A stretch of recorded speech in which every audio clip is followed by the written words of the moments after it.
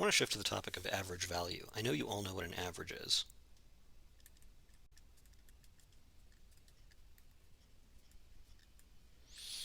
To calculate an average, of course, you just add the average of a set of numbers. You just take all the numbers and add them together and then divide by how many numbers you had. In this case, the average of 1, 3, 5, and 7 is 4. But I want to show you a little bit of a different view of an average.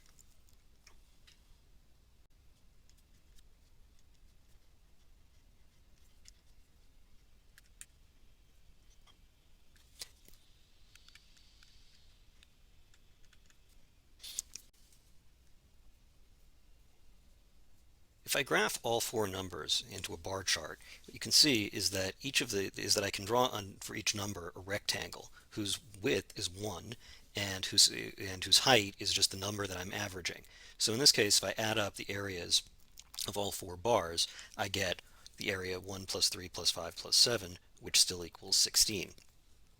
And then the total length of this bar chart is equal to 4. So if I take the total area and divide it by the length, I get, once again, 16 over 4, which is 4. So we can think of average as being the area divided by the length. That suggests how we could find the average of a function instead of just the average of a set of numbers.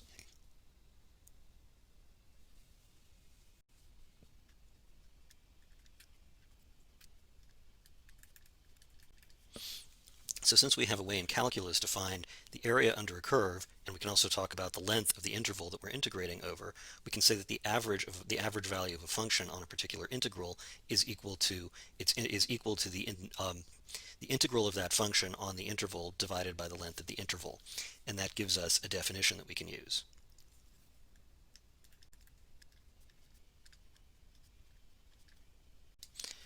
So this is the definition of the average value of a function f of x on the interval. It's just the integral to get the area divided by the length of the interval, or in this case I multiply by the reciprocal of that length, and that's the formula you'll usually see in the book for the average value of a function.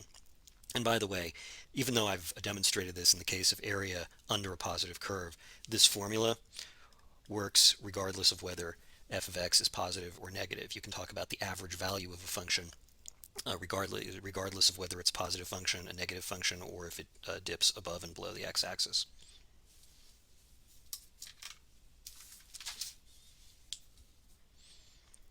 So let's do an example.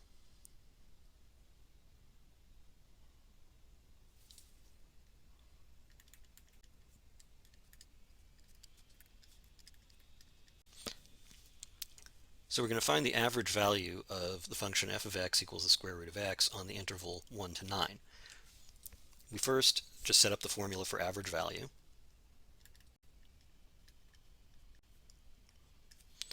And then we simply evaluate the expression.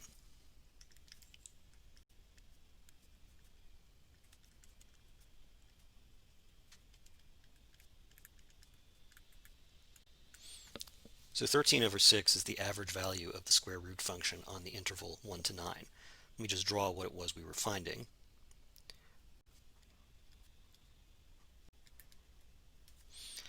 What I was really finding here is the average height that this function takes on over the interval 1 to 9. As you can see, it goes from a low value of 1 up to a high value of 3. The number 13 over 6 is a little bit more than 2. So what it's saying is that the number 2 there, we go a little bit higher than that.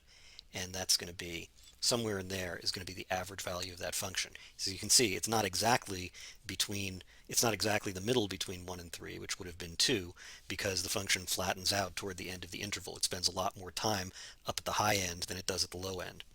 So that's why the number comes out a little bit more than 2. And the only way to calculate it is through the definition of average value. Let me just show you another example.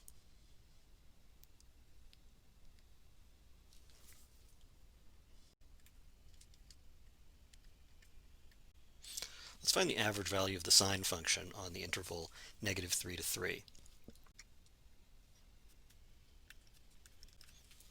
If you notice something about the sine function, recall that it is an odd function, which means that it does equal and opposite things on opposite sides of the y-axis. So if we set up the formula for the average value of this function,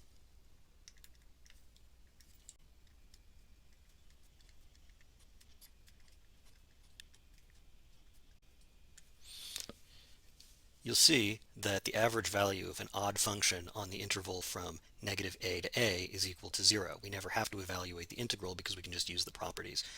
We never have to evaluate the integral using the fundamental theorem of calculus, at least, because we can just use the properties of symmetry to evaluate this integral.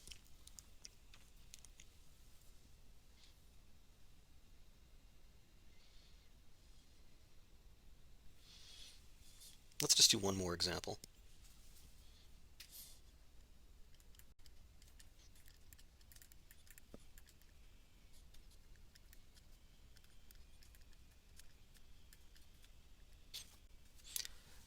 So in this example, we're given, the only information we're given about the function f of x is that we know what its average value is on the interval negative 3 to 3. It's this horrendous number, 275 plus e cubed. So the question is, if we know that, can we figure out the average value of f of x plus x to the 57th? Let me just be clear that that's what I'm writing there. So let's set that up.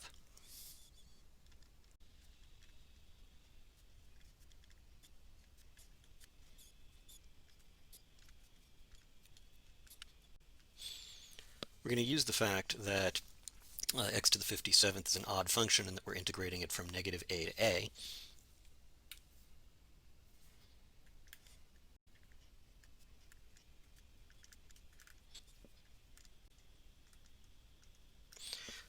Since we've now simplified this to an expression that we know equals the average of f of x on the interval negative 3 to 3, we already know its value.